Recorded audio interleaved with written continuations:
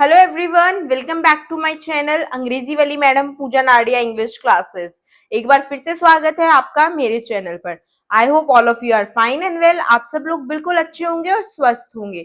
आज जो टॉपिक मैं करने वाली हूँ वो है इंग्लिश लिटरेचर से क्लास 10th के बोर्ड सिलेबस की सबसे पहली पोम है ये है डस्ट ऑफ स्नो। तो आज के इस वीडियो में हम करेंगे पोम डस्ट ऑफ स्नो और हम जानेंगे इसके पोइट के बारे में सबसे पहले, फिर हम करेंगे समरी, देन स्टेंजा वाइज हम इसकी डिस्क्रिप्शन करेंगे और उसके बाद हम डिस्कस करेंगे इस पोएम में पोएटिक डिवाइसेस, राइमिंग स्कीम क्या है और सिंबलिज्म क्या यूज किया है पोइट ने और पोएम का मेन आइडिया क्या है, राइट। तो अगर मैं बात करती हूँ इस पोएम की डस्ट ऑफ स्नो, तो ये किसने लिखी है? रॉबर्ट फ्रॉस्ट ने लिखी है और ये पोएम फर्स्ट टाइम पब्लिश हुई थी 1923 में। रॉबर्ट फ्रॉस्ट का इस पोएम को लिखने का मेन आइडिया था ह्यूमैनिटी को सेलिब्रेट करना और एक मैसेज देना चाहते थे वो ह्यूमैनिटी को। जनरली मैं अगर बात करूं रॉबर्ट फ्रॉस्ट की, तो रॉबर्ट फ्रॉस्ट एक रोमांटिक पोइट थे, राइट। रोमांटिक पोइट कौन होते हैं?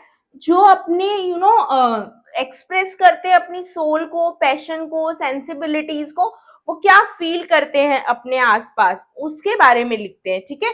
ये पोएम एक नेचर पोएम है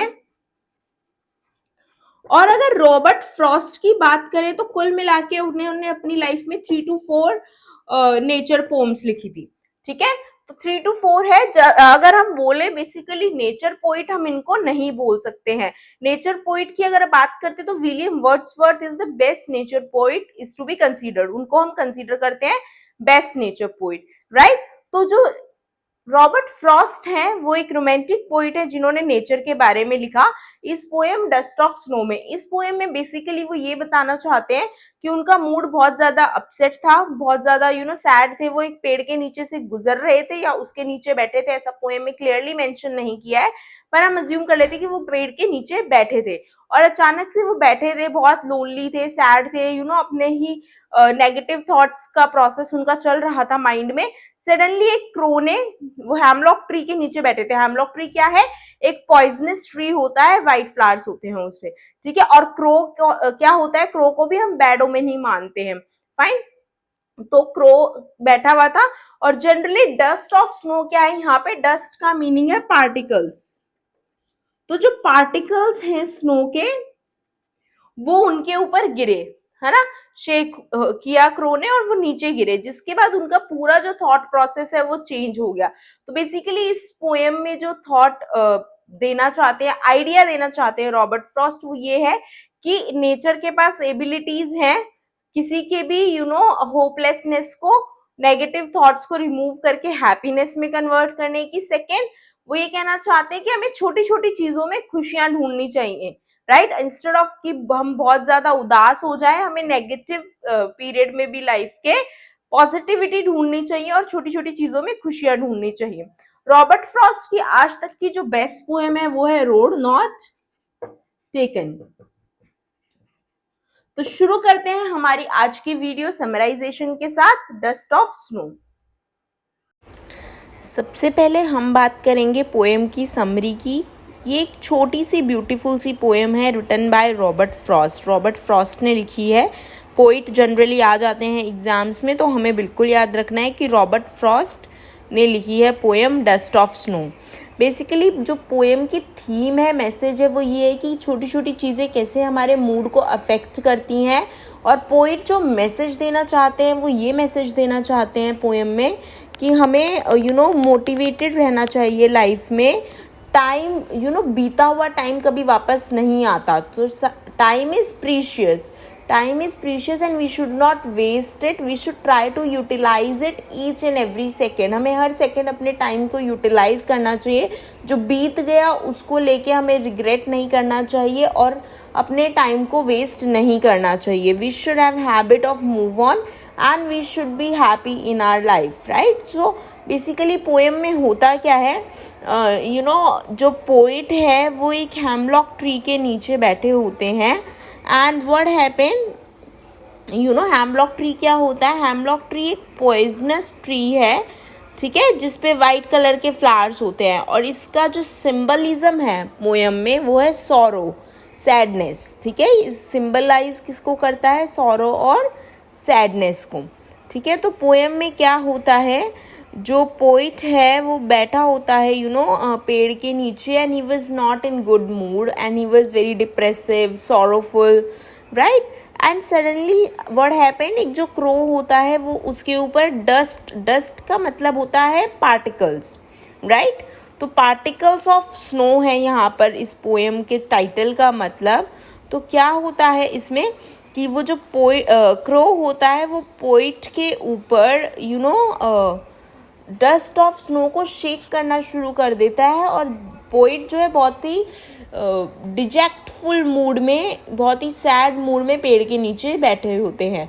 तो जब वो स्नो के पार्टिकल्स, डस्ट ऑफ स्नो उनके ऊपर गिरती है तो अचानक से वो वापस आते हैं अपने थॉट्स से बाहर, and he realizes the beauty of nature. Nature poet है, उन्होंने नेचर को प्रेज करने के लिए लिखा है कि नेचर हमारी लाइफ में बहुत इंपॉर्टेंट रोल प्ले करता है, हमारे मूड को स्विंग अप करने में, हमारे मूड को हैप्पी करने में, राइट। तो व्हाट हैपन, जैसे ही वो डस्ट ऑफ स्नो उनके ऊपर गिरती है उनका मूड बिल्कुल नॉर्मल हो जाता है, वो खुश हो जाते हैं, his heart is filled with happiness and he gets ready. वो उठते हैं एंड ही डिसाइड्स कि मैं अपना रेस्ट ऑफ द डे जो है बहुत ही अच्छे मैनर से पॉजिटिव वाइब्स में स्पेंड करूँगा।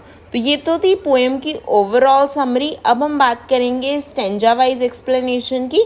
Firstly I will explain first stanza, फिर मैं आपको सेकेंड स्टेंजा एक्सप्लेन करूँगी। तो पहले फर्स्ट स्टेंजा से शुरू करते हैं। स्टेंजा 1 में पोइट कहते हैं, the way a crow Shuk down on me the dust of snow from a hemlock tree.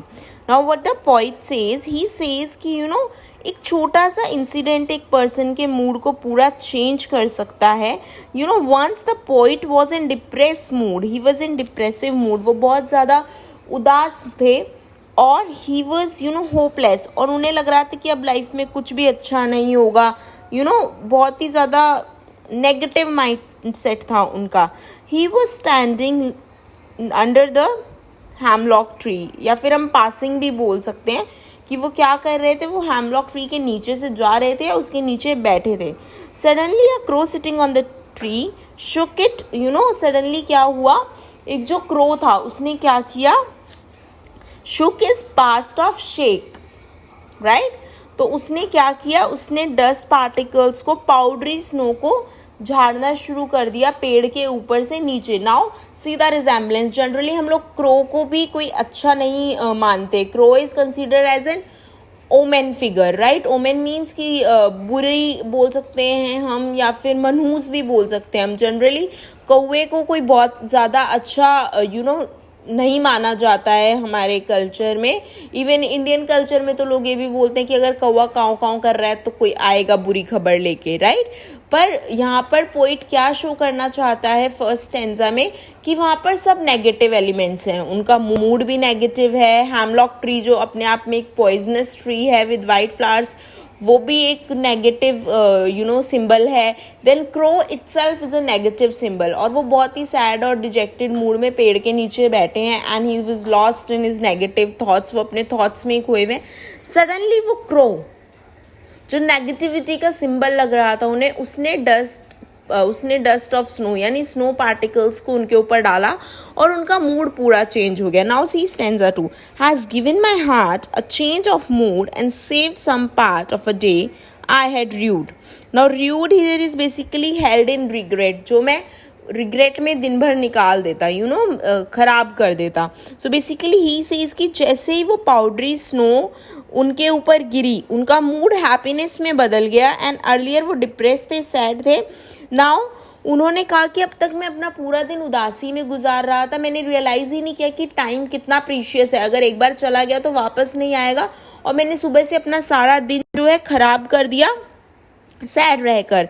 But now I am feeling refreshed, मैं बहुत ज़्यादा रिफ़्रेश फील कर रहा हूँ और इस इंसिडेंट ने, ये जो स्नो मेरे ऊपर गिरी है, पाउडरी स्नो, इसने मेरा पूरा दिन बचा लिया आगे का. Now I will not waste my time, I will just spend my day happily and instead of spending it in regret, अपने दिन को रिग्रेट में स्पेंड करने की बजाय मैं उसको खुशी खुशी स्पेंड करना चाहूँगा. बेसिकली जो सेंट्रल आइडिया है पोएम का ये है, पोएम ये एक्सप्रेस करती है that small things can change anyone's mind. ठीक है, एनीवन्स मूड, छोटी छोटी चीज़ें किसी का भी मूड चेंज कर सकती हैं. और इस पोएम से हमें ये मैसेज मिलता है कि that we should hope for best even in the worst situation. हमें वर्स्ट सिचुएशंस में भी ना हमेशा अच्छे से हैप्पी रहना चाहिए, ये सोच के कि ये समय भी गुजर जाएगा. हमें बिल्कुल भी नेगेटिविटी नहीं लानी चाहिए अपने मन के अंदर, और हमें हमेशा याद रखना चाहिए कि नेचर और इसके ऑब्जेक्ट हमेशा हमें खुशी दे सकते हैं. हमें भी नेचर को वैल्यू करना चाहिए, right. So nature can give us happiness but we should also preserve nature. ठीक है, तो ये थीम है पोएम की, ये सेंट्रल आइडिया है पोएम का. अब हम बात करेंगे राइमिंग स्कीम की, सिंबलिज्म की और पोएटिक डिवाइसेस की. अब हम बात करेंगे इस पोएम के राइम स्कीम की. इसका राइम स्कीम है एबी एबी. इसको हम बोलते हैं alternate rhyme scheme. Alternate rhyme scheme का नेम ही सजेस्ट करता है कि राइमिंग क्या होगी, ऑल्टरनेट वे में होगी. तो क्या होता है इसमें, स्टेंजा की जो फर्स्ट और थर्ड लाइन होती है उन दोनों का जो लास्ट वर्ड होता है वो राइम करता है. ठीक है, जैसे कि हम बात करते हैं स्टेंजा 1 में फर्स्ट लाइन क्या है, क्रो, जहां पर एंड हो रही है, फर्स्ट लाइन एंड हो रही है क्रो पे और थर्ड लाइन एंड हो रही है स्नो पे. क्रो स्नो राइमिंग है. ठीक है, ऑल्टरनेट राइम स्कीम. तो क्या हो गया, A B A B. Stanza 2 की बात करते हैं हम, तो स्टेंजा 2 की फर्स्ट लाइन का लास्ट वर्ड है हार्ट और स्टेंजा 2 की थर्ड लाइन का लास्ट वर्ड है पार्ट. तो हार्ट और पार्ट अगेन क्या है, ऑल्टरनेट राइमिंग स्कीम है, ऑल्टरनेट राइम स्कीम है. तो इसकी राइम स्कीम है पोएम की ए बी ए बी. अब बात करते हैं और पोएटिक डिवाइसेस की. तो अब हम बात करेंगे नेक्स्ट पोएटिक डिवाइस की after rhyme scheme, that is figure of speech. कौन सा फिगर ऑफ स्पीच यूज हुआ है यहाँ पे, alliteration. Now figure of speech क्या होते हैं, फिगर ऑफ स्पीच हम यूज करते हैं हमारे पोइट्री को और ब्यूटीफाई करने के लिए. हिंदी में मैंने अलंकार बोलते हैं, आपने देखा होगा हम अलंकार का यूज क्यों करते हैं, उसकी सुंदरता, हमारी जो भी कविताएं हैं उनकी सुंदरता को बढ़ाने के लिए. सेम वे इंग्लिश में फिगर ऑफ स्पीच यूज होता है हमारी पोएम्स को डिफरेंटली ब्यूटीफुली लिखने के लिए, राइट. तो एलिट्रेशन जो फिगर ऑफ स्पीच होता है इसमें क्या होता है, साउंड्स रिपीट होती है, consonant sounds, repetition of same consonant in the near by words. Near by words में सेम कॉन्सोनेंट के रिपीटिशन को हम एलिट्रेशन बोलते हैं. पोएम में दो जगह पर एलिट्रेशन का यूज हुआ है. पहला, हैज गिवन माई हार्ट, अब ये ह और ह, एच और एच कॉन्सोनेंट रिपीट हो रहा है तो ये क्या है, एलिट्रेशन है. एंड सेव्ड सम पार्ट, अभी एस और एस कॉन्सोनेंट का रिपीटिशन है, इट्स अगेन एलिट्रेशन, राइट. तो आई होप आपको फिगर ऑफ स्पीच क्लियर है. कौन सा यूज हुआ है यहाँ पे, alliteration, right. Dust of snow एक 8 लाइन पोएम है जो 2 स्टेंजास में डिवाइडेड है. ठीक है, अगर मैं बात करती हूँ तो 8 लाइन पोएम को हम इंग्लिश लिटरेचर में ऑक्टेव बोलते हैं. एक सोनेट होता है 14 लाइंस का जिसमें 8 होती हैं ऑक्टेव और बाकी की 6 लाइंस को हम बोलते हैं सेस्टेट. ठीक है, तो ये 8 लाइन है इसलिए हम इसको बोलेंगे ऑक्टेव, राइट. नाउ नेक्स्ट है सिंबलिज्म. सिंबलिज्म क्या यूज किया है फ्रॉस्ट ने पोएम में, दो चीजों को यूज किया है उन्होंने. फर्स्ट इज हेमलॉक ट्री और second is crow.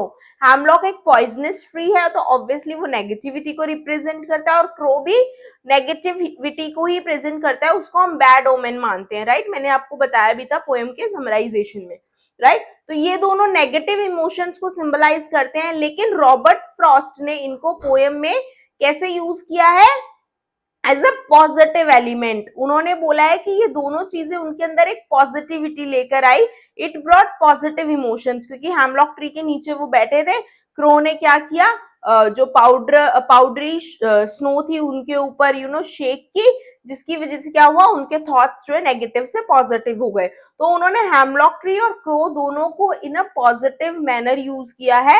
He says कि ये दोनों उनके अंदर पॉजिटिव चेंज लेकर आए, राइट। तो आई होप आपको ये सिंबलिज्म भी क्लियर है पोएम का कि क्या था सिंबलिज्म, राइट। अब बात करेंगे पोएम के मेन आइडिया की और समराइज करेंगे हमारी पोएम को। आई होप बाय नाउ आपको पोएम की समरी भी समझ आ चुकी होगी। पोएम की डिस्क्रिप्शन, जो भी उसका एनालिसिस है लाइन बाय लाइन आपको आ चुका है, जो भी उसमें पोएटिक डिवाइसेस है, राइमिंग स्कीम है, फिगर ऑफ स्पीच जो भी है क्लियर है। अब हम बात करेंगे पोएम के मेन आइडिया की। पोएम के मेन आइडियाज हैं, we should hope for the best even in negative situations. हमें नेगेटिव सिचुएशंस में भी अच्छे की कामना करनी चाहिए, ठीक है। पहला आइडिया या पहला जो मैसेज रॉबर्ट फ्रॉस्ट देना चाहते हैं इस पोएम के through, nature and its objects have ability to make one happy and overcome hopelessness. Nature और उसके ऑब्जेक्ट्स के पास एबिलिटी है किसी के भी मूड को ठीक करने की, किसी को भी खुश करने की और होपलेसनेस को खत्म करने की। जैसे कि हमने देखा यहाँ पे क्रो ने शेक किया स्नो को, जिस हेमलॉक ट्री पे वो बैठा था, और ये नेचर के सारे एलिमेंट्स ने मिलकर जो पोइट का डिजेक्टेड मूड था, जो डिजेक्शन था उसके मन में, सैडनेस था, उसको रिमूव किया। Lost time will never return. It is important for all of us to spend time in a productive manner. जो टाइम बीत जाता है वो कभी दोबारा नहीं आता, तो हमें अपने टाइम को प्रोडक्टिव मैनर में यूज करना चाहिए। आई होप ये पोएम आपको बिल्कुल क्लियर है। अगर आप चैनल पर नए हैं तो चैनल को सब्सक्राइब कर दीजिए। अब मैं लिटरेचर की सीरीज स्टार्ट करने वाली हूँ, जिसमें मैं सबसे पहले फोकस करूंगी क्लास 10 के सिलेबस पे, फिर क्लास 12 के सिलेबस पे। तो ये पहली पोएम थी जो क्लास 10 के सिलेबस से मैंने ली है। अगर आपको इसमें कोई भी कंफ्यूजन या डाउट है, स्टिल आपको लगता है कि कुछ नहीं समझ में आया, तो आप कमेंट बॉक्स में जरूर मेंशन कीजिएगा। मैं इसको उस तरीके से भी करवाने की कोशिश करूंगी, right. Thank you so much for watching this video. All the best for your board exams. Do well, score well and have a nice day.